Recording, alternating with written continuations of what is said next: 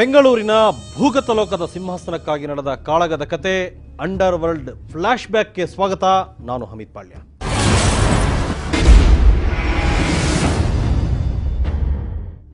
ಕಳೆದ ಎಪಿಸೋಡ್ನಲ್ಲಿ ಡಾನ್ ಜಯರಾಜ್ ಜೈಲಿಗೆ ಹೋಗೋದರ ಮೂಲಕ ಬೆಂಗಳೂರು ಏಕಾಏಕಿ ಕಾಣಿಸಿಕೊಂಡ ಖಾಲಿತನ ಮತ್ತು ಅದನ್ನು ಕೊತ್ವಾಲ್ ರಾಮಚಂದ್ರ ತುಂಬಿದ್ದರ ಬಗ್ಗೆ ಮಾತಾಡಿದ್ವಿ ನಾವು. ತನಗೆ ಸಿಕ್ಕ ಅವಕಾಶವನ್ನು ಬಳಸಿಕೊಂಡು ರಾಜಕೀಯವಾಗಿ ಬೆಳೆಯುವ ಕೆಲಸಕ್ಕೇನಾದರೂ ಕೈ ಹಾಕಿದ್ರೆ ಜಯರಾಜ್ ಅದ್ಯಾವತ್ತೋ ಒಬ್ಬ ಮಿನಿಸ್ಟರ್ ಆಗಿಬಿಡ್ತಿದ್ದ. ಆದರೆ ಹುಟ್ಟ ಹುಂಬನಿಗೆ ಅದ್ಯಾವುದರ ಪರಿವೆಯೇ ಇರಲಿಲ್ಲ. ಮ್ಯಾಜಿಸ್ಟ್ರೇಟ್ ಕೋರ್ಟ್ನಲ್ಲಿ ತಿಗಳರಪೇಟೆ ಗೋಪಿಯನ್ನ ಕತ್ತರಿಸಿ 10 ವರ್ಷ ಜೈಲು ಪಾಲಾಗ್ಬಿಟ್ಟ. ಹಾಗೆ ಸೆಂಟ್ರಲ್ ಜೈಲಿನಲ್ಲಿ ಸರ್ಕಾರದ ಕೃಪೆಯಿಂದ ಸಿಕ್ಕ ಅಷ್ಟೂ ಐಷಾರಾಮಿ ಜೀವನವನ್ನು ಅನುಭವಿಸಿದ್ದ ಆತನಿಗೆ 2 ಹೆಸರುಗಳು, ಒಂದು ಶಬ್ದ ಮಾತ್ರ ಮತ್ತೆ ಮತ್ತೆ ಕಿವಿಗೆ ಬೀಳ್ತಾ ಇತ್ತು. ಆ 2 ಹೆಸರುಗಳ ಪೈಕಿ ಒಂದು ಕೊತ್ವಾಲ್ ರಾಮಚಂದ್ರನದು.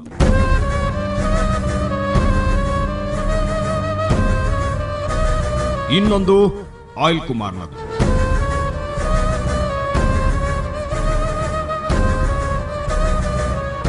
ಒಂದು ಶಬ್ದ ಅಂತ ಹೇಳಿದ್ವಲ್ಲ, ಅದು ಆಯಿಲ್ ಮಾಫಿಯಾ.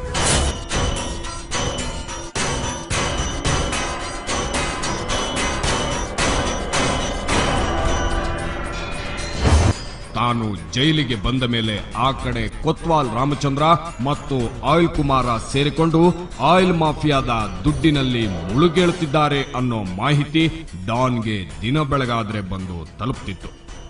ಅದನ್ನ ಕೇಳಿಸಿಕೊಂಡು ಜೈಲಿನ ಬ್ಯಾರಕ್ಕಿನೊಳಗೆ ಆತನ ರಕ್ತ ಕುದೀತಿತ್ತು. ಆವತ್ತಿನ ತನಕ ಅವರಿಬ್ಬರ ಜೊತೆ ಆತನಿಗೆ ದುಶ್ಮನಿ ಅಂತೇನೂ ಇರಲಿಲ್ಲ. ಹಂಗೆ ನೋಡಿದ್ರೆ ಕೊತ್ವಾಲ್ ರಾಮಚಂದ್ರ ಒಂದು ಕಾಲದ ಸ್ನೇಹಿತ. ಇಬ್ಬರು ಸೇರೆ ಸಂಪಂಗಿ ರಾಮನಗರದ ಕಡೆ 1-2 ಕೇಸ್ ಮಾಡಿದ್ರು. ಆದ್ರೆ ಇವನ್ಯಾರಿವನು oil Kumara, boot house Kumara ಅಂತಾನೂ ಅಂತಾರೆ. ತಾನು ಆರ್ಭಟಿಸುತ್ತಿದ್ದ ದಿನಗಳಲ್ಲಿ ಈತನ ಹೆಸರು ಹೇಳೋದಕ್ಕೂ ಒಬ್ಬರಿರಲಿಲ್ಲ. ಅಂಥವನು ಏಕಾಏಕಿ ಬೆಳೆದು ನಿಂತನಲ್ಲ.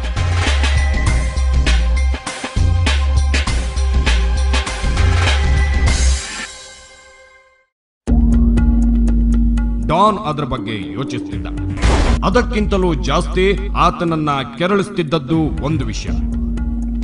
ಬೆಂಗಳೂರು ಭೂಗತ ಲೋಕ ಎಲ್ಲಿಂದಲೂ ಬಂದವರ ಕೈಗೆ ಸಿಕ್ಕಿಬಿಟ್ಟಿತ್ತಲ್ಲ ಅನ್ನೋದು. ಕೊತ್ವಾಲ ಶಿವಮೊಗ್ಗದಿಂದ ಅನ್ನ ಹುಡುಕಿಕೊಂಡು ಬೆಂಗಳೂರಿಗೆ ಬಂದವನು. ಇನ್ನು ಬೂಟ್ ಹೌಸ್ ಕುಮಾರ ಹುಟ್ಟಿ ಬೆಳೆದಿದ್ದು ದೊಡ್ಡವನಾದದ್ದೆಲ್ಲ ಕಾಟನ್ ಪೇಟೆಯ ಸುತ್ತಲಿನ ಏರಿಯಾಗಳಲ್ಲೇ ಆದ್ರೂ ಆತನ ತಂದೆ ಚಿತ್ರದುರ್ಗದಿಂದ ವಲಸೆ ಬಂದು ಇಲ್ಲಿ ಚಪ್ಪಲಿ ಅಂಗಡಿ ಇಟ್ಕೊಂಡಿದ್ದವರು. ಮೂಲತಃ ಅವರು ವ್ಯಾಪಾರಸ್ಥರು ಮತ್ತು ಶೂ ಮಾರಾಟ ಅವರ ಕುಲಕಸಬು. ಬೂಟ್ ಹೌಸ್ ಕುಮಾರನ ಮೂಲ ಹೆಸರು ಬೆನಕನಹಳ್ಳಿ ಆಲಪ್ಪ ಶಿವಕುಮಾರ್ ಅಂತ.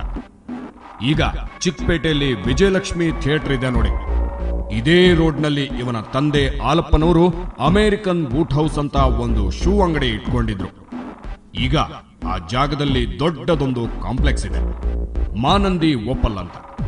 ಇಲ್ಲಿನ ಅಂಗಡಿಯನ್ನ ಮೊದಲು ಈತನೇ ನೋಡ್ಕೊಳ್ತಿದ್ರಿಂದ ಬೂಟ್ ಹೌಸ್ ಕುಮಾರ ಅನ್ನೋ ಹೆಸರು ಬಂತು. ಮುಂದೆ ಅದು ಆಯಿಲ್ ಕುಮಾರ ಆಯಿತು.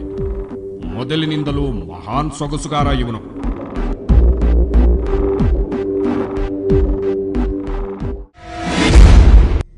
ಬೂಟ್ ಹೌಸ್ ಕುಮಾರ್ ಅವ್ರು ನಮಗೆ ಸ್ನೇಹಿತರು, ನಮಗೆ ಒಳ್ಳೆ ಸ್ನೇಹಿತರು. ಅಂದರೆ 82ರಿಂದ 89ವರೆಗೂ ನಮ್ಗೆ ಒಳ್ಳೆ ಸ್ನೇಹಿತರು, ಬರೀ ಸ್ನೇಹಿತರು ಅಷ್ಟೇ. ಅವ್ರದ್ದು ಏನು ವ್ಯವಹಾರಗಳಿತ್ತು ಏನು ಎಲ್ಲ ನಾವೇನು ನಮಗೆ ಅಷ್ಟು ಗೊತ್ತಿಲ್ಲ. ಬಟ್ ಆಸ್ ಎ ಫ್ರೆಂಡ್ ನಮ್ಮ ಹತ್ರ ಭಾಳ ಚೆನ್ನಾಗಿದ್ರು. ಸರ್ ಅವ್ರು ಮೊದಲು ಏನು ಮಾಡ್ತಾಯಿದ್ರು? ಅವರು ಆ್ಯಕ್ಚುಲಿ ಮೊದಲು ಅವ್ರದ್ದು ಮಲ್ಲೇಶ್ವರಮಲ್ಲೂ ಅಂಗಡಿ ಇತ್ತು, ಫುಟ್ವೇರ್ ಅಂಗಡಿ ಇತ್ತು. ನನಗೆ ತಿಳಿದಿರೋ ಹಂಗೆ ಫುಟ್ವೇರ್ ಅಂಗಡಿನೇ. ಆಮೇಲೆ ಅವ್ರ ಬ್ರದರ್ಸ್ ಯಾರೋ ನಡೆಸ್ತಾಯಿದ್ರು. ಆಮೇಲೆ ಚಿಕ್ಕಪೇಟೆಯಲ್ಲಿ ಭಾಳ old shop American boot house ಅಂದ್ಬಿಟ್ಟು ನಮ್ಮ ರಾಘವೇಂದ್ರ ಸ್ವಾಮಿ ಟೆಂಪಲ್ ಅಂತ ಇದೆ, ಅದರ ಪಕ್ಕದಲ್ಲಿ ಅಮೇರಿಕನ್ ಬೂಟ್ ಹೌಸ್ ಅಂದ್ಬಿಟ್ಟು ನನಗೆ ತಿಳಿದಂಗೆ ಅದು ಒಂದು 70-75ನೇ ಇಸ್ವಿನಲ್ಲಿ ಸ್ಟಾರ್ಟ್ ಮಾಡಿದ್ರೆ, ಇಲ್ಲ ಅದಕ್ಕೆ ಮುಂಚೆನೇ ಇರ್ಬೋದು. 85, 90, 92, 93ನೇ ಇಸ್ವಿವರೆಗೂ ಇತ್ತದು. ನಮ್ಗೆ ಭಾಳ ಸ್ನೇಹಿತರಾದ್ರಿಂದ ಪರಿಚಯ ಇರೋದ್ರಿಂದ ಇಲ್ಲಿ ಬರೋರು ನಮ್ಮ ಅಂಗಡಿಗೆ ಬಂದು ಚಪ್ಪಲಿ ಎಲ್ಲ ತೊಗೊಂಡೋಗೋರು. ಅವರು ಈ ಕಿಲೋನ ಅಂದ್ಬಿಟ್ಟು ಬಾಂಬೆ ಚಪ್ಪಲ್ ಹಾಕ್ತಾಯಿದ್ರು ಅವರು. ಅವಾಗೆಲ್ಲ ಪೇಟೆಂಟ್ ಚಪ್ಪಲಿ ಅಂತ ಬರೋದು ಭಾಳ ಫೇಮಸ್ಸು. ಆ ಮನುಷ್ಯ ಮೊದಲಿಂದಾನು ಅಷ್ಟೇ ಇನ್ಶರ್ಟ್ ಮಾಡಿ ಬೆಲ್ಟ್ ಹಾಕ್ಕೊಂಡು ಸ್ಟೈಲಾಗಿ ಯಾರೋ ನಾನು ನೋಡಿದ್ರೆ ಅವ್ರನ್ನ ಆ ರೀತಿ ಬೇರೆ ರೀತಿಯಲ್ಲಿ ತಿಳ್ಕೊಳೋ ಅಂಥ ವ್ಯಕ್ತಿನೇ ಅಲ್ಲ. ಅವ್ರು ಭಾಳ ಒಂಥರ ಜೋಲ್ ಮನುಷ್ಯ. ಇಂಥ ಕುಮಾರನಿಗೆ ಹಲವು ಖಯಾಲಿಗಳಿದ್ದವು. ಯಾವಾಗಲೂ ಸಣ್ಣಗೆ ಗಡ್ಡ ಬಿಟ್ಟು ಅದನ್ನ ನೀಟಾಗಿ ಟ್ರಿಮ್ ಮಾಡಿಸಿರ್ತಿದ್ದ. ಮನೆಯಿಂದ ಹೊರಗೆ ಬಂದ್ರೆ 3 ಪೀಸ್ ಸೂಟೇ ಆಗಬೇಕು. ಹೊತ್ತು ಮುಳುಗಿದ ನಂತರ ಯಾವುದಾದ್ರೂ ಕ್ಯಾಬ್ರೆಗೆ ಹೋಗಿ ಕುಂತು ಇಷ್ಟಿಷ್ಟೇ ಫಾರಿನ್ ವಿಸ್ಕಿ ಗುಟ್ಕರಿಸ್ತಾ 555 ಸಿಗರೇಟ್ ಹೊಗೆ ಬಿಡ್ತಾ ಅರೆಬೆತ್ತಲೆ ಡ್ಯಾನ್ಸರ್ ಮೇಲೆ ನೋಟು ಚಿಮಿಕ್ಸ್ತ. ಇಂಥವನಿಗಿದ್ದ ಇನ್ನೊಂದು ಹುಚ್ಚು ಕಾರ್ಗಳದ್ದು.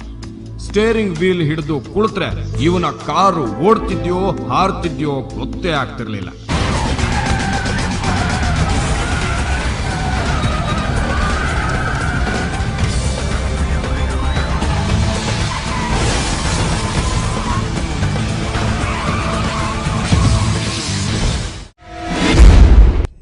ಒಳ್ಳೆ ರಾಯಲ್ ಅವಾಗಿಂದಾನೇ ಹೈ ಪಿಚ್ಚು ಎಲ್ಲ ಅಷ್ಟೇ. ಸಿಗರೇಟ್ ಅವಾಗೇ 555 ಸಿಗರೇಟು ಎಲ್ಲ ಒಂಥರ ಸ್ಟೈಲು. ಆಮೇಲೆ ಕಾರು ಶೋಕಿ ಒಳ್ಳೆ ಹೋಂಡಾ ಕಾರ್ಡು ಎಲ್ಲ ಒಳ್ಳೊಳ್ಳೆ ಗಾಡಿಗಳು ಅವಾಗೇ ಓಡಿಸೋದು. ಡ್ರೈವಿಂಗ್ ಭಾಳ ಹುಚ್ಚು ಮನುಷ್ಯನಿಗೆ, ಒಳ್ಳೆ ಡ್ರೈವಿಂಗು ಹುಚ್ಚು. ಆಮೇಲೆ ಸಿಗರೇಟ್ ಸೇರ್ತಾ ಇದ್ದಿದ್ದು ಸ್ಟೈಲೇ ಬೇರೆ ಅವ್ರದ್ದು. ಬಹುಶಃ ಬೂಟ್ ಹೌಸ್ ಕುಮಾರನಿಗೆ ಬೆಂಗಳೂರು ಅಂಡರ್ ವರ್ಲ್ಡ್ ಇತಿಹಾಸದಲ್ಲಿ ಶಾಶ್ವತವಾದ ಜಾಗ ಸಿಗೋದೇ ಆತನ ಈ ಸೊಗಸುಗಾರಿಕೆಯಿಂದ ಮತ್ತು ಶಕುನಿ ಬುದ್ಧಿಯಿಂದ. ಮನಸ್ಸು ಮಾಡಿದ್ರೆ ಪಿತ್ರಾರ್ಜಿತವಾದ ಅಮೆರಿಕನ್ ಬೂಟ್ ಹೌಸ್ನೇ ನೋಡಿಕೊಂಡು ಬಿಸ್ನೆಸ್ ಬೆಳೆಸಿಕೊಂಡು ಹೋಗಬಹುದಿತ್ತು. ಇವರಣ್ಣ ಒಬ್ಬ ಆವಾಗಿನ ಕಾಲಕ್ಕೆ ರಾಜಕೀಯಕ್ಕೆ ಬಂದು ವಾಟಾಳ್ ನಾಗರಾಜ್ ವಿರುದ್ಧ MLA ಎಲೆಕ್ಷನ್ಗೆ ನಿಂತಿದ್ದ. ಆ ಕಡೆ ಕೂಡ ಇವನು ಬೆಳೆಯಬಹುದಿತ್ತು. ಆದ್ರೆ ಕುಮಾರನ ಚಡಪಡಿಕೆಗಳೇ ಬೇರೆ. ಹಿಂಗೆ ಮದ್ರಾಸ್ ಕಡೆ ಹೋದಾಗ ಆತನಿಗೆ ಅಣ್ಣಾಚಿ ಅನ್ನೋನ ಪರಿಚಯ ಆಗಿ ಅಚಾನಕ್ಕಾಗಿ ಆಯಿಲ್ ಬಿಸ್ನೆಸ್ ಕಣ್ಣಿಗೆ ಬಿದ್ದು ಬಿಟ್ಟಿತು. ನಮ್ಮ ಚಿಕ್ಕಪೇಟೆ ಹತ್ರ ಅಮೆರಿಕನ್ ಬೂಟ್ ಹೌಸ್ ಅಂತ ಇದೆ. ಆ ಬೂಟ್ ಹೌಸ್ ಪಾಪ ಅವರು ಹೆರಿಡಿಟ್ರಿನೇ ಅವ್ರ ಫಾದರಿಂದ ಅದನ್ನೇ ನೋಡ್ಕೊಳ್ತಾ ಇದ್ದಿದ್ದು. ಅದಾದಮೇಲೆ ಅವ್ರು ಯಾರೋ ತಮಿಳ್ನಾಡಿನಲ್ಲಿ ಯಾರೋ ಅಣ್ಣಾಚಿ ಅಂತ ಆಯಿಲ್ ಬಿಸ್ನೆಸ್ ಮಾಡ್ತಾ ಇದ್ರು, ಇಂಡಿಯನ್ ಆಯಿಲ್ ಕಂಪನಿ ಒಳಗೇನೋ. ಅವರಿಂದ ಇವ್ರಿಗೇನೋ ಪರಿಚಯ ಆಗಿಬಿಟ್ಟು ಫಸ್ಟು ಜರಿಗಳಲ್ಲಿ ಕೊಟ್ಟು ಇದನ್ನು ಮಾರಿ ಈತ ಗ್ರ್ಯಾಜುವಲ್ ಆಗಿ ಪಿಕಪ್ ಆಗಿಬಿಟ್ಟು ಆಮೇಲೆ ಬಾಂಬೆಯಿಂದನೂ ಈತನಿಗೆ ಕನೆಕ್ಷನ್ ಇತ್ತು ಅಂತ ಕೇಳ್ತಾರೆ. ಈ ಸಾಲ್ವೆಂಟ್ ಆಯಿಲ್ ಅಂತ ಬರೋದಂತೆ ಬಾಂಬೆಯಿಂದ. ನನಗೆ ಗೊತ್ತಿದ್ದಾಗೆ ಬಾಂಬೆಯಿಂದನೂ ಲಿಂಕ್ ಇತ್ತಂತೆ. ಅಲ್ಲಿಂದ ಸಾಲ್ವೆಂಟ್ ಆಯಿಲ್ ತರಿಸಿ ಇದನ್ನು ಮಿಕ್ಸ್ ಮಾಡಿಬಿಟ್ರೆ ಗೊತ್ತೇ ಆಗ್ತಾ ಇರಲಿಲ್ಲಂತೆ. ಆ ಸಾಲ್ವೆಂಟ್ ಆಯಿಲ್ ಅನ್ನೋದು ಈಕ್ವಲ್ ಟು ಪೆಟ್ರೋಲಿಯಂ ಥರನೇ ಮಿಕ್ಸ್ ಮಾಡಿದ್ರೆ ಮಾತ್ರ ಗೊತ್ತಾಗೋದಂತೆ. ಆ ಥರ ಮಾಡಿ ಆತನ ಕೋಟಿಗಳ ಗಟ್ಟಲೆ ಮಾಡಿಬಿಟ್ಟಿದ್ದಾನೆ ಅಂತ ನಮಗೆ ಗೊತ್ತು. ಮಾಡಿ ಆಮೇಲೆ ಮೆಡ್ರಾಸ್ನಲ್ಲೂ ಯಾವುದೋ ಒಂದು ಬೇಕಾದಷ್ಟು ಪ್ರಾಪರ್ಟಿ ಮಾಡಿದ್ದಾನೆ ಅಂತಲೂ ಹೇಳ್ತಾ ಇದ್ರು. ಮೆಡ್ರಾಸ್ನಲ್ಲೂ ಮಾಡಿದ್ದಾನೆ ಅಂತ. ಹಾಗೆ ಮದ್ರಾಸ್ನಲ್ಲಿ ಆಯಿಲ್ ಬಿಸ್ನೆಸ್ನ ಬೇಸಿಕ್ ಪಾಠಗಳನ್ನ ಕಲಿತು ಬೆಂಗಳೂರಿಗೆ ಬಂದವನು ಇಲ್ಲಿ ಅದಕ್ಕೊಂದು ಕಾರ್ಪೊರೇಟ್ ಟಚ್ ಕೊಟ್ಟ. ದೂರದಿಂದ ನೋಡಿದ್ರೆ ಪೆಟ್ರೋಲ್, ಡೀಸೆಲ್, ಕ್ರೂಡ್ ಆಯಿಲ್, ಫರ್ನೆಸ್ನ ಕಳ್ಳತನ ಮತ್ತು ಕಲಬೆರಿಕೆ ದಂಧೆಯಂತೆ ಕಾಣ್ತಿದ್ದ ಅದನ್ನ ಸ್ಟ್ರೀಮ್ ಲೈನ್ ಮಾಡಿ ಅವಾಗಿನ ಕಾಲಕ್ಕೆ ಕೋಟ್ಯಾಂತರ ರೂಪಾಯಿ ಹರಿದು ಬರುವಂತೆ ಒಂದು ವ್ಯವಸ್ಥೆ ಮಾಡಿಕೊಂಡು ಬಿಟ್ಟ. ಶಿವಕುಮಾರ್ ಅನ್ನೋ ತನ್ನ ಹೆಸರನ್ನ ಶಾರ್ಟ್ ಮಾಡಿ SK ಪಿಕ್ಚರ್ಸ್ ಅಂತ ಒಂದು ಫಿಲಂ ಡಿಸ್ಟ್ರಿಬ್ಯೂಟಿಂಗ್ ಶುರು ಮಾಡಿದ. ಅದಕ್ಕೆ ಗಾಂಧಿನಗರದಲ್ಲೊಂದು ಆಫೀಸು, ಅದು ಆಯಿಲ್ ಮಾಫಿಯಾದ ಹೆಡ್ ಆಫೀಸ್ ಕೂಡ ಆಯಿತು.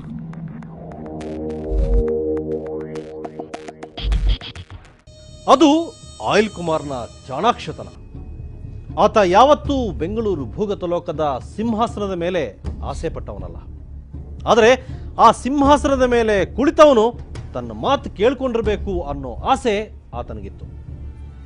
ಅದಕ್ಕೆ ಆಸೆ ಅನ್ನೋದಕ್ಕಿಂತ ಬಿಸ್ನೆಸ್ ಟ್ಯಾಕ್ಟಿಕ್ಸ್ ಅಂದರೆ ಸರಿಯಾಗುತ್ತೇನೋ.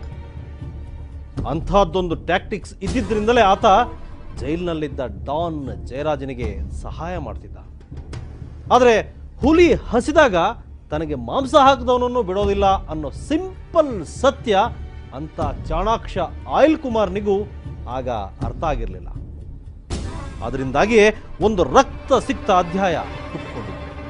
ಒಂದು ಸಣ್ಣ ಬ್ರೇಕ್ನ ನಂತರ ಆ ಅಧ್ಯಾಯ ಆರಂಭವಾದದ್ದು ಹೇಗೆ ಅನ್ನೋದನ್ನ ಹೇಳ್ತೀನಿ.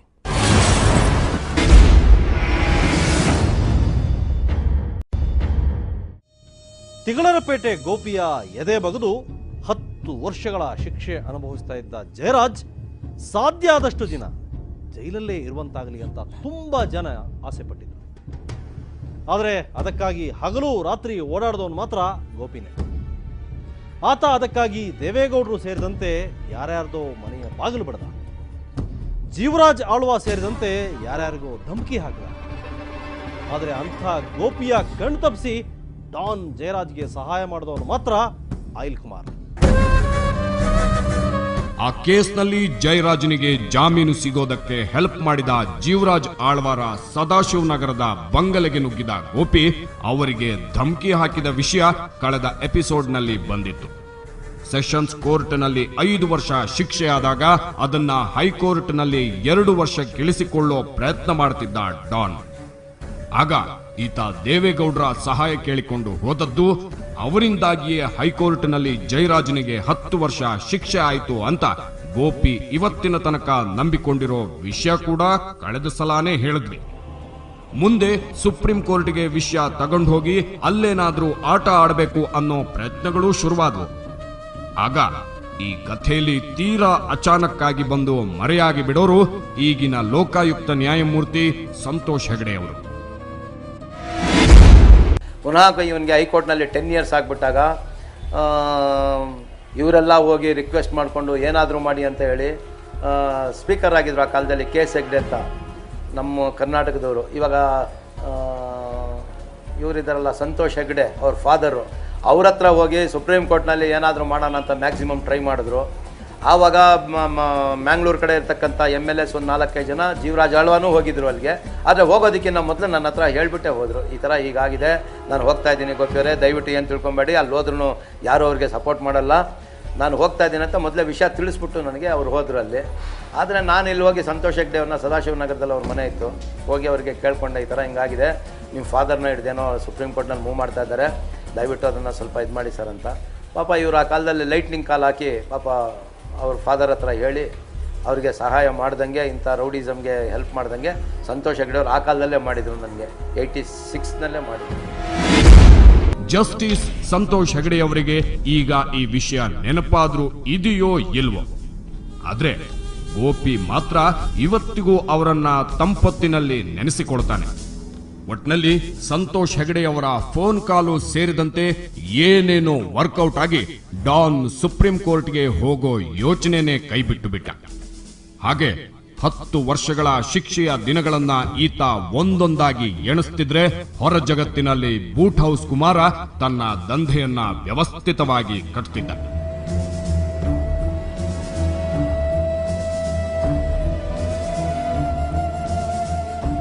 ಈತ ಕಳಿಸುವ ಸೂಟ್ ಕೇಸ್ಗಳು ಪೊಲೀಸ್ ಸ್ಟೇಷನ್, ವಿಧಾನಸೌಧದಿಂದ ಹಿಡಿದು ಕೊತ್ವಾಲ್ ರಾಮಚಂದ್ರನ ಖಜಾನೆ ತನಕ ಎಲ್ಲೆಲ್ಲಿಗೆ ತಲುಪಬೇಕೋ ಅಲ್ಲೆಲ್ಲ ಕಾಲಕ್ಕೆ ತಲುಪುತ್ತಿದ್ವು.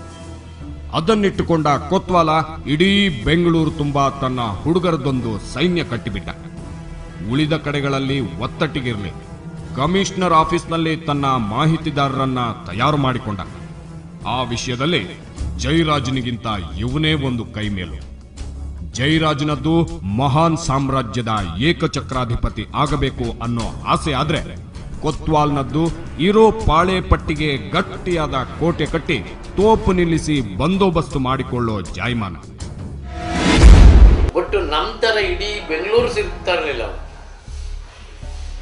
ಅವನು ನಿಮ್ಮ ವಿಲ್ಸನ್ ಗಾರ್ಡನ್ ಆಯ್ತು, ಕಾಟನ್ ಪೇಟೆ, ಚಿಕ್ಕಪೇಟೆ, ಇದೆ ಈ ಸರೌಂಡಿಂಗ್ ಆಯ್ತು. ನಾವು ಇಡೀ ಬೆಂಗಳೂರು ಕವರ್ ಮಾಡ್ತಾ ಇದ್ವಿ.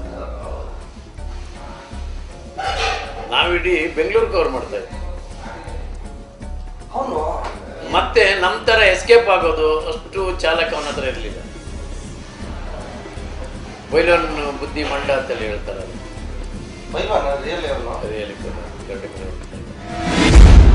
ಬಹುಶಃ ಕೊತ್ವಾಲ್ನ ಬಗ್ಗೆ ಸೀತಾರಾಮ್ ಶೆಟ್ರಿಗಿಂತ ಅಧಿಕೃತವಾಗಿ ಇವರಷ್ಟು ಕರಾರುವಕ್ಕಾಗಿ ಮಾತನಾಡಬಲ್ಲ ಇನ್ನೊಬ್ಬ ಸದ್ಯದ ಮಟ್ಟಿಗಿಲ್ವೇನೋ. ಆ ಪಾತಕಿಯ ಪಾಲಿಗೆ ಬದುಕಿದ್ದಷ್ಟು ದಿನ ಅತ್ಯಂತ ನಂಬುಗೆಯ ಬಂಟನಾಗಿದ್ದು, ಕೊನೆಗೆ ಆತನನ್ನೇ ಸಾಯ ಬಡಿದ ಶೆಟ್ರಿಗೆ ಈಗ ಅದನ್ನೆಲ್ಲ ನೆನಪು ಮಾಡಿಕೊಳ್ಳೋ ಮನಸ್ಸು ಕೂಡ ಇಲ್ಲ. ತೀರಾ ಒತ್ತಾಯಿಸಿ ಕೇಳಿದ್ರೆ ಆ ದಿನಗಳ ನೆನಪುಗಳನ್ನ ಒಂದೊಂದಾಗಿ ಬಿಚ್ಚಿಡ್ತಾರೆ. ಇಲ್ಲಿ ಹೇಳಿದ್ರೆ ಗಾಯತ್ರಿ ನಗರದಲ್ಲಿ ಒಬ್ಬ ಬೋರಿಲಾಲ್ ಅಂತಿದ್ದ, ಮತ್ತೆ ಅಲ್ಲೊಂದು ಸಂಘ ಸಂಸ್ಥೆ ಇತ್ತು, ಸಣ್ಣದೊಂದು ಸಂಘ ಸಂಸ್ಥೆ ಇತ್ತು, ಈ ಕನ್ನಡ ಇದ್ರದ್ದು. ಅಲ್ಲಿ ಗಣೇಶನ್ ಕೊಡ್ತಾ ಇದ್ರು. ಇಲ್ಲಿ ತಮಿಳ್ನವರಿಗೂ ನಮಗೂ ಗಲಾಟೆ ಇತ್ತು. ಅಲ್ಲಿಂದ ಹಾಗೆ ಹಾಗೆ ಹಾಗೆ ಹಾಗೆ ಲಾಸ್ಟಿಗೆ ಅಲ್ಲಿ ಆ ತಮಿಳ್ನವ್ರು ನಮ್ಮನ್ನು ಅಟ್ಯಾಕ್ ಮಾಡೋರು, ನಾವು ಅವ್ರನ್ನ ಅಟ್ಯಾಕ್ ಮಾಡಿದ್ವಿ. ಆಮೇಲೆ ಕೊತ್ತೂರು ಜೊತೆ ಸೇರಿ ಕೊತ್ವಾಲ್ ರಾಮಚಂದ್ರನ ಏರು ಬದುಕಿನ ದಿನಗಳದು. ಒಂದು ಸಲ ಶಿವಮೊಗ್ಗದಿಂದ ಬೆಂಗಳೂರಿಗೆ ಬಂದವನನ್ನ ಅಂಡರ್ವರ್ಲ್ಡ್ ಒಳಗೆ ಬಿಟ್ಟುಕೊಂಡಿರಲೇ ಇಲ್ಲ. ವಾಪಸ್ ಊರಿಗೆ ಹೋಗಿ ಏನೋ ಸಣ್ಣ ಪುಟ್ಟ ಕೆಲಸ ಮಾಡಿಕೊಂಡಿದ್ದ. ಅದೇ ಟೈಮಿಗೆ ಜಯರಾಜ್ ಗೋಪಿ ಕೇಸ್ನಲ್ಲಿ ಜೈಲಿಗೆ ಹೋಗಿ ಆತನ ಗಾಡ್ ಫಾದರ್ ದೇವರಾಜ್ ಅರಸರು ಅಧಿಕಾರ ಕಳೆದುಕೊಂಡಿದ್ದರು. ಆಗ ರಾಷ್ಟ್ರ ರಾಜಕಾರಣದಲ್ಲೂ ಏನೇನೋ ಆಗಿ ಇಂದಿರಾ ಗಾಂಧಿಯವರು ಚಿಕ್ಕಮಗಳೂರಿನಿಂದ ಎಲೆಕ್ಷನ್ಗೆ ನಿಲ್ಲಬೇಕಾದ ಪರಿಸ್ಥಿತಿ ಬಂದಿತ್ತು. ಅಂಥ ಟೈಮ್ನಲ್ಲಿ ಎಲೆಕ್ಷನ್ ಓಡಾಟಕ್ಕಿರಲಿ ಅಂತ ಸ್ವತಃ ಗುಂಡೂರಾಯರೇ ಇವನನ್ನ ಕರೆಸಿಕೊಂಡಿದ್ದರು. ಚಿಕ್ಕಮಗಳೂರು ಎಲೆಕ್ಷನ್ ಮುಗಿದ ನಂತರ ನೇರವಾಗಿ ಬೆಂಗಳೂರಿಗೆ ಬಂದ ಕೊತ್ವಾಲ ವೈಯಾಲಿ ಕಾವಲ್ನಲ್ಲಿ ನೆಲೆ ನಿಂತು ಬೆಂಗಳೂರು ಭೂಗತಲೋಕ ಅನ್ನೋ ವಿಶಾಲ ಪ್ರಪಂಚದಲ್ಲಿ ಇನ್ನೊಂದು ಸಲ ತನ್ನ ಅದೃಷ್ಟ ಪರೀಕ್ಷಿಸಿಕೊಳ್ಳೋ ನಿರ್ಧಾರ ಮಾಡಿದ್ದ. ಈ ಸಲ ಅದೃಷ್ಟ ಕೊತ್ವಾಲನ ಪರವಾಗಿತ್ತು. ಅದಕ್ಕಿಂತ ಮುಖ್ಯವಾಗಿ ಟೈಮು ಆತನಿಗೆ ಹೇಳಿ ಮಾಡಿಸ್ತಂತಿತ್ತು. ಡಾನ್ ಜಯರಾಜ್ ಜೈಲಿನಲ್ಲಿದ್ದ. ಸಾರಥಿ ಇಲ್ಲದ ಸಾರೋಟಿನಂತಾಗಿದ್ದ ಭೂಗತಲೋಕಕ್ಕೆ ಅರ್ಜೆಂಟಾಗಿ ಒಬ್ಬ ಅಧಿನಾಯಕ ಬೇಕಾಗಿದ್ದ. ಅದೇ ಟೈಮಿಗೆ ಆಯಿಲ್ ಮಾಫಿಯಾದ ದುಡ್ಡು ಬೆಂಗಳೂರಿನ ತುಂಬಾ ಹರಿದಾಡೋದಕ್ಕೆ ಶುರುವಾಗಿತ್ತು. ಅಂಥ ಟೈಮ್ನಲ್ಲಿ ಸೀನಿಗೆ ಬಂದ ಕೊತ್ವಾಲ ಮೆರೆದದ್ದೇನು ಕಡಿಮೆ ಅಲ್ಲ. ಅದನ್ನೆಲ್ಲ ಕಣ್ಣಾರೆ ಕಂಡಿರೋ ತುಂಬಾ ಜನ ಇನ್ನೂ ಇದ್ದಾರೆ. ಆದರೆ ಮಾತಾಡೋರು ಮಾತ್ರ ಬಹಳ ಕಡಿಮೆ. ಆದರೆ ಅವರಲ್ಲಿ ಕೆಲವರನ್ನ ಮಾತಾಡಿಸ್ಕೊಂಡು ಬಂದಿದ್ದೀವಿ. ಒಂದು ಸಣ್ಣ ಬ್ರೇಕ್ ನಂತರ ಅವರ ಮಾತುಗಳನ್ನ ನೀವೇ ಕೇಳಿ.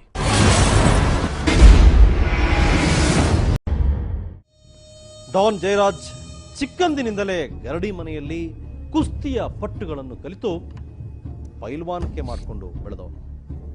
ಅವನಿಗೆ ಅಧಿಕಾರ ಚಲಾಯಿಸುವ ಸುಖ ಮೊದಲಿನಿಂದಲೂ ರೂಢಿಯಾಗಿತ್ತು. ಆದರೆ ಕೊತ್ವಾಲನಿಗೆ ಹಂಗಲ್ಲ.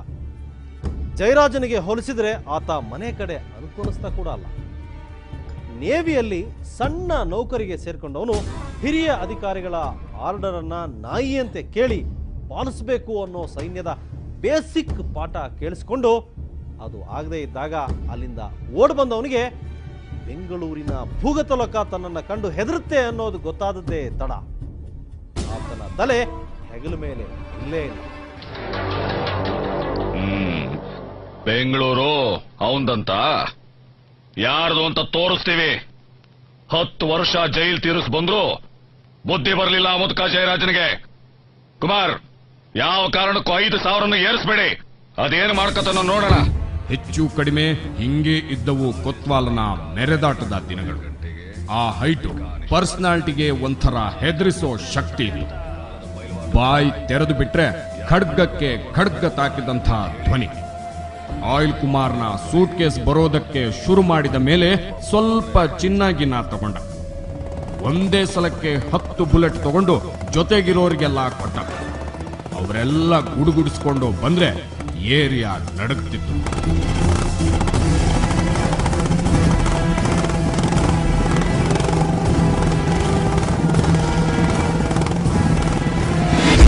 ರೌಡಿಸಮ್ ಕಲ್ಚರ್ ತೋರಿಸ್ಕೊಬಿಟ್ರು ಕೊತ್ವಾಲ್ ರಾಮಚಂದ್ರ. ನೀಟಾಗಿರಬೇಕು, ಫುಲ್ ಶರ್ಟ್ ಹಾಕಬೇಕು, ಎಣ್ಣೆ ಹೊರಗು ಮನೆ ಮೊದಲು ರೋಡಿಗಳು ಎಲ್ಲ ಎಣ್ಣೆ ಹೊರದ್ಬಿಟ್ಟು ಮಧ್ಯಾಹ್ನ ಟೈಮಲ್ಲೇ ಬೀಡ ಹಾಕೋದು ಅವೆಲ್ಲ ಕಲ್ಚರ್ ತೆಗೆದ್ರು. ಹತ್ರ ಬೇಡ ಹೋಗ್ರು ಅನ್ನೋರು. ಆ ಸ್ಟೈಲ್ ಚೇಂಜ್ ಮಾಡಿದ್ರು. ರೋಡಿಗಳು ಮೋಟ್ರ್ ಬೈಕ್ ಓಡೋ ತೋರಿಸ್ಕೊಟ್ರು. ಇಲ್ಲ ಮೊದಲು ಜಟಕಾ ಗಾಡಿ ಮತ್ತು ಆಟೋ ಓಡೋ ರೋಡಿಗಳೆಲ್ಲ ಮೊದಲು ಅದೇ ಖುಷಿ ಇರೋದು. Motor bike culture, motor bike rider ಗ್ಯಾಂಗಲ್ಲಿ ಹೋಗೋದು, ಬಾಸಿಂದ ಒಂದು 5 ಮೋಟ್ರ್ ಬೈಕ್ ಹೋಗೋದೆಲ್ಲ ಸ್ಟೈಲ್ ತೋರಿಸ್ಕೊಟ್ಟಿದ್ದು ಕೊತ್ವಾಲ್ ಬೆಂಗಳೂರು ಸಿಟಿಲಿ. ರೌಡಿಸಮ್ ಕಲ್ಚರು, ರೌಡಿಸಮ್ ಸ್ಟೈಲ್ ಮಾಡಿ ತೋರಿಸ್ಕೊಟ್ಟಿದ್ದು ಕೊತ್ವಾಲ್ ರಾಮಚಂದ್ರ. ಅಂಥ ರಾಮಚಂದ್ರನ ಅತಿ ದೊಡ್ಡ ವೀಕ್ನೆಸ್ ಅಂದ್ರೆ ಅಪನಂಬಿಕೆ. ಯಾರನ್ನು ನಂಬ್ತಾನೆ ಇರಲಿಲ್ಲ ಪುಣ್ಯಾತ್ಮ. 2 ಹೆಂಡಿರ ಪೈಕಿ ಇದ್ದುದರಲ್ಲೇ ಮೊದಲನೇ ಹೆಂಡತಿ ರಾಧಾಬಾಯಿ ಮೇಲೆ ಸ್ವಲ್ಪ ನಂಬಿಕೆ. ದುಡ್ಡಿನ ವಿಷಯಕ್ಕೆ ಬಂದ್ರೆ ಅದೂ ಇಲ್ಲ. ಸೀತಾರಾಮ್ ಶೆಟ್ರಿಗೆ ಬಿಟ್ರೆ ಆ ವಿಷಯಗಳು ಇನ್ಯಾರಿಗೂ ಗೊತ್ತೇ ಆಗ್ತಿರ್ಲಿಲ್ಲ. ಇಡೀ ಗ್ಯಾಂಗ್ದೇ ಮೇನ್ ಚಾರ್ಜ್ ನನಗೆ ಸಿಕ್ತು. ಈಗ ಕೊತ್ತವಾಲ್ ಹತ್ರ ಹಣ ಇರ್ತಾ ಇತ್ತು. ಈಗ 500 ರೂಪಾಯಿ ಬೇಕು ತೆಕ್ಕೊಂತ ಇದ್ದೆ ನಾನು. ತೆಗೆದುಬಿಟ್ಟು ಸಾಯಂಕಾಲದವರೆಗೆ ಎಷ್ಟು ಖರ್ಚಾಗತ್ತೆ ಅದನ್ನು ಲೆಸ್ ಮಾಡಿ ಮಿಕ್ಕಿದ್ದು ಅಲ್ಲಿ ಒಂದು ಫ್ರಿಜ್ ಇತ್ತು ಅದ್ರ ಮೇಲೆ ಅಥವಾ ಒಂದು ಟೇಬಲ್ ಮೇಲೆ ಇಡ್ತಾ ಇದ್ದೆ. ಬೀರ್ಗಿ ಬೆಳಿಗ್ಗೆ ಅವ್ರ ತಾಯಿ ಹೆಂಡ್ತೀನಿ ನಂಬ್ತಾ ಇರಲಿಲ್ಲ. ಹಣದ ವಿಷಯದಲ್ಲಿ ಕೊತ್ವಾಲು ಯಾರು ನಂಬ್ತಾರೆ, ನನ್ನ ಒಬ್ಬರು ಬಿಟ್ಟರೆ ಪೂರಾ ದುಡ್ಡು ನನ್ನ ಹತ್ರನೇ ಬರ್ತಾ ಇತ್ತು. ನಮ್ಗೆ ಆವಾಗ ಬುದ್ಧಿ ಇರಲಿಲ್ಲ, ಇವಾಗ ಆಲೋಚನೆ ಮಾಡ್ತೀವಿ. ಸ್ವಲ್ಪ ತೆಗೆದಿಟ್ಟಿದ್ರೆ ಆ ಕಥೆನೇ ಬೇರೆ ಆಯ್ತು. ಆ ವಿಷಯದಲ್ಲಿ ಆಯಿಲ್ ಕುಮಾರ್ನಿಗಿದ್ದಷ್ಟು ದೂರದೃಷ್ಟಿ ಕೊತ್ವಾಲ್ನಿಗಿರಲಿಲ್ಲ. ಈಗ ಇಬ್ಬರೂ ಕೊಲೆಯಾಗಿದ್ದಾರೆ.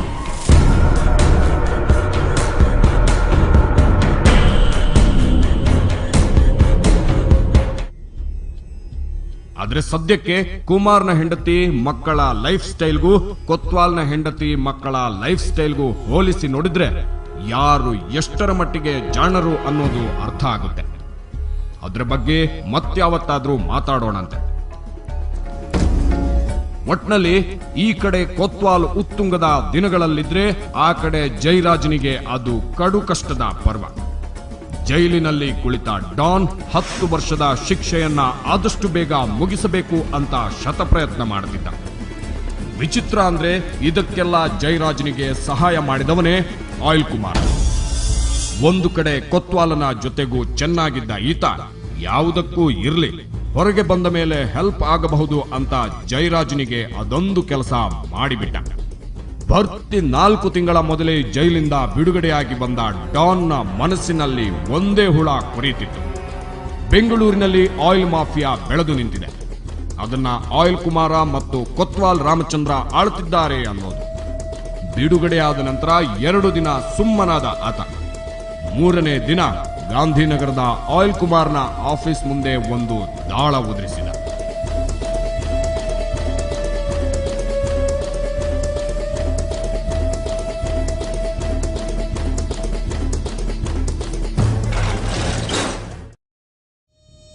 ಮಚ್ಚು ಬೀಸಲಿಲ್ಲ, ಲಾಂಗೂ ಎತ್ತಲಿಲ್ಲ, ಒಂದೇ ಒಂದು ಹನಿ ರಕ್ತ ಕೂಡ ಬೀಳಲಿಲ್ಲ. ಕೇವಲ 2 ಮಾತುಗಳಲ್ಲಿ ಬೂಟ್ ಹೌಸ್ ಕುಮಾರನ ಅಧಿಪತ್ಯದಲ್ಲಿದ್ದ ಆಯಿಲ್ ಮಾಫಿಯಾ ಡಾನ್ ಜಯರಾಜನ ಪಾದಕ್ಕೆ ಬಂದು ಬಿತ್ತು. ಅವತ್ತು 1985 ಅಕ್ಟೋಬರ್ 5ನೇ ತಾರೀಕಿನ ರಾತ್ರಿ 10 ಗಂಟೆ ಸುಮಾರಿಗೆ ನಡೆದ ಅದೊಂದು ಘಟನೆ ಬೆಂಗಳೂರಿನ ಭೂಗತ ಲೋಕದಲ್ಲಿ ಅದೆಷ್ಟು ರಕ್ತ ಹರಿಸ್ತು ಅನ್ನೋದರ ಲೆಕ್ಕ ಇವತ್ತಿನ ತನಕ ಕರೆಕ್ಟಾಗಿ ಸಿಕ್ಕಿಲ್ಲ. ಈಗ ಕೂಡ ಹಳೇ ಪಂಟ್ರಗಳು ಪಳಗಿದ ಪೊಲೀಸರು ನೆನಪಿಸಿಕೊಳ್ಳೋ ಜಯರಾಜ್ ಕೊತ್ವಾಲ್ ದುಶ್ಮನಿ ಅನ್ನೋ ವಿಸ್ತೃತ ಅಧ್ಯಾಯ ಆರಂಭವಾದದ್ದೇ ಆ ಗಳಿಗೆಯಲ್ಲಿ. ನಮ್ಮ ಮುಂದಿನ ಎಪಿಸೋಡ್ನಲ್ಲಿ ಆ ಕತೆ ಹೇಳ್ತೀನಿ. ಮಿಸ್ ಮಾಡ್ಕೊಳ್ಳದೆ ನೋಡಿ. ಕ್ಷಣ ಕ್ಷಣದ ಸುದ್ದಿಗಾಗಿ ನೋಡ್ತಾ ಇರಿ ಸುವರ್ಣ ನ್ಯೂಸ್ 24/7.